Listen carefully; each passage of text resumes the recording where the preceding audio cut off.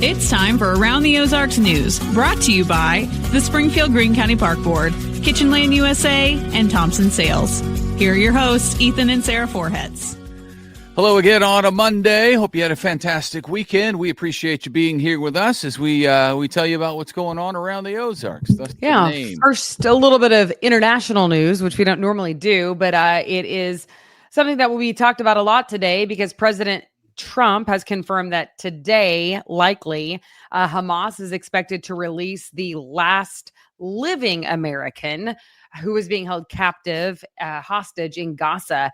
Eden Alexander was 20 years old when he was captured by Hamas terrorists 19 months ago. This as attempts to reach a permanent ceasefire between Israel and Hamas have drawn on. Militants have freed some hostages in exchange for Palestinian prisoners held in Israel.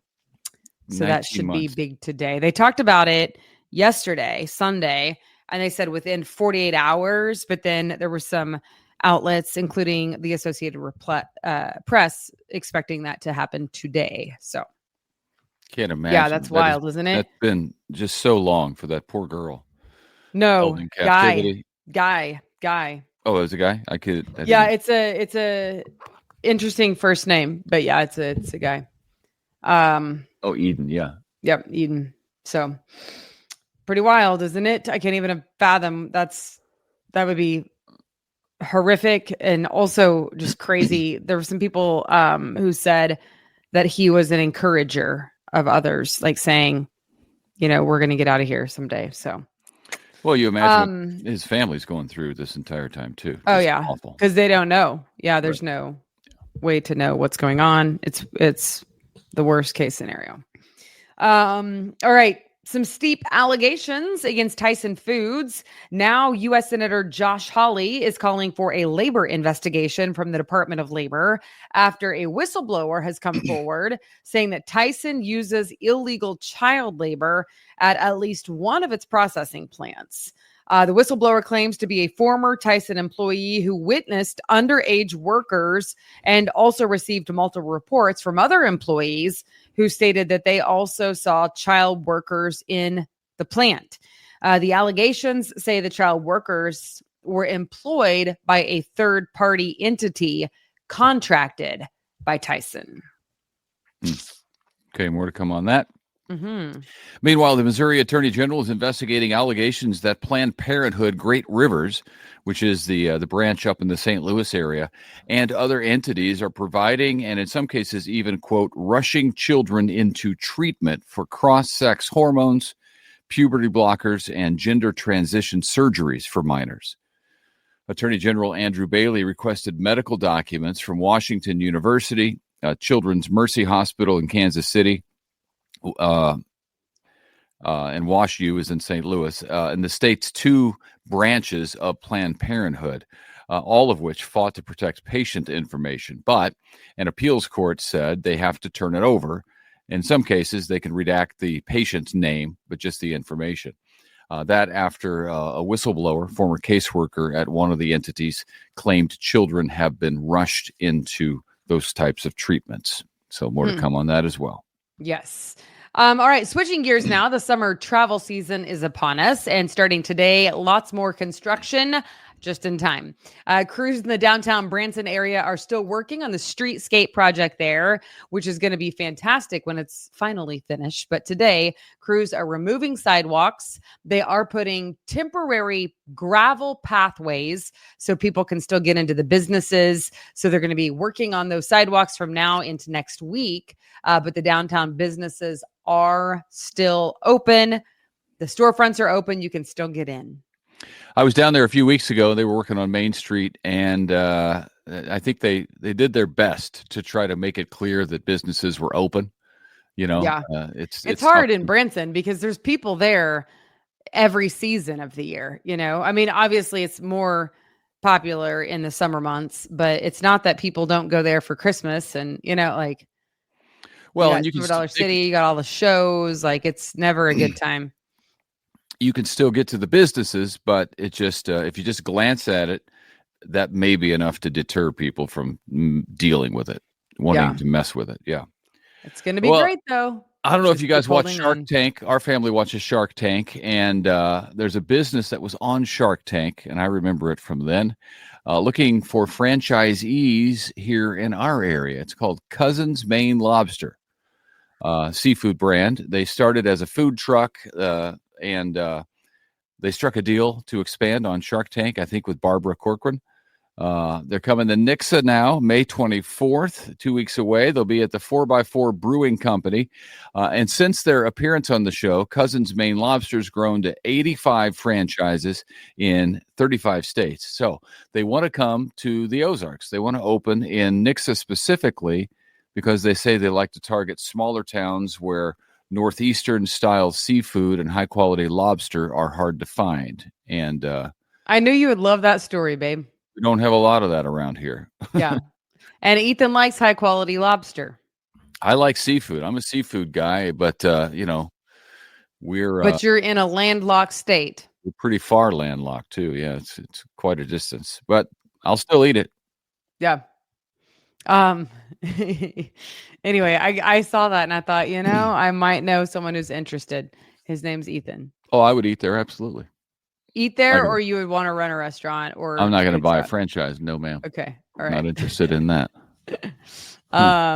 Yeah, if we were going to do a franchise, maybe ice cream or something. I don't know. Chick-fil-A. I could think of several, actually. Mazio's. Let's bring back a Mazio's to Springfield, Missouri. I was just in Tulsa over the They weekend. didn't last. That was the problem. They didn't last. Bueno, Taco Bueno. Man, I could keep going. Sorry, I'll stop. Nobody wants Taco Bueno. No, you don't want Taco Bueno because you had one bad experience, and that was an anomaly. I don't know what happened. More like Taco No Bueno. Am I right? You're such a dork. Ethan would vote for White Castle. Actually, yeah, they would. If a White Cat, I've been through this a number of times, but if they would print money at a White Cat. There's so many people from St. Louis here. No, if you put it anywhere near downtown or campus, it's gonna soggy. kill.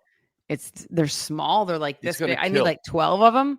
They give you White Castle. They give you Mark 2 my words. in a meal deal. I'm like, no, I need 12. I'm still hungry. Words. It's great. Yeah, no. Anyway, actually, I'm a little angry at the people of the Ozarks. As it turns out, they didn't support Mazio's or Taco Bueno, and they were given a chance with both of them. I don't remember Mazio's in Springfield. There's There one in certainly was. Aurora. Nope. In Lebanon. There was one in Springfield. Where? On Battlefield Road, I believe. Somebody's going to tell us where exactly it was. Now you're am making certain. things No, up. There's one in listen Branson. to me. It was on Battlefield Road, sort of by National. You remember where it was in Branson? There was one in Branson. We went to. Yeah, there was one in Branson. Anyway, that's neither here nor there. We're talking about Cousins Maine Lobster. If you're interested, check them out. Google it. You'll find plenty on them. Okay. All right. This happened over the weekend. Maybe you heard some sad news. One of the founding members of the Ozark Mountain Daredevils passed away. Band member Larry Lee died. He spent about a decade with the Daredevils in like the 1970s, 80s. Came back a little bit for a stint around the 2000s. He went on to produce music with Jimmy Buffett, Alabama. That's cool. Restless Heart. He was inducted into the Writers Hall of Fame in 2015, and he was 78 years old. Oh, that is sad news. It is. I never appreciated the history of them until we did something with the Route 66 Festival, and I got to talk to them and know just a little bit more about their story, who they were. I ended up emceeing a concert fundraiser that they did, and yeah, I mean, they're legends, They are. Well, finally, we have this. Ozarks Lyric Opera presents Jazz Aria coming to the historic Gilloy's Theater. The renowned Missouri Jazz Orchestra is performing alongside internationally acclaimed tenor Sir Michael Spires. I love this guy. I love the whole Spires family. They're incredible.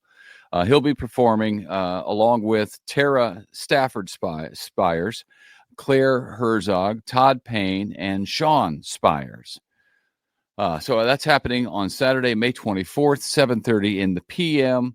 at the Gilloys, as I said. It's going to be great jazz music alongside iconic opera music. And if you've never heard Sir Michael Spires perform, he'll knock your socks off. Tickets are right now available, GilloysTheater.com, or by calling the Gilloys box office. But That's cool. I'd like to go to that. That'd be fun.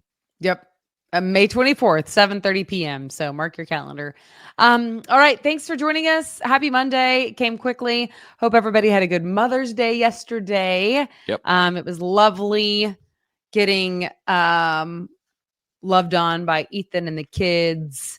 I got to go eat lunch with my mom and my sister, one of my sisters whose mom, one of my million sisters. But it was so fun. So fun. Yeah. So, yep, it's already Monday. Here we are. Yeah. That happened fast. Another year before that happened. So that was it. It's true, actually. It's hard for me to spend the money to eat out anymore, people. Them are the breaks. That's where we're at. Okay. All right. Big gulps. Later. Well, see you later. Name that movie. Anybody? You say it every podcast. Dumb and Dumber. Everybody knows that. Yes, Let the people get on with their lives. It's the best. All right. Bye.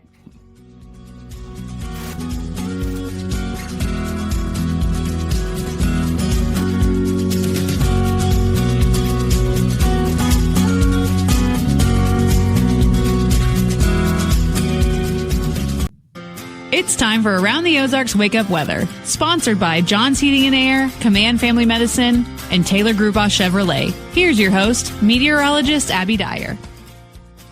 Good morning, everybody. Thanks for waking up with me here on this Monday, May 12th, and listening to Around the Ozarks Wake Up Weather. We've got some rain in the forecast to kick off the new work week.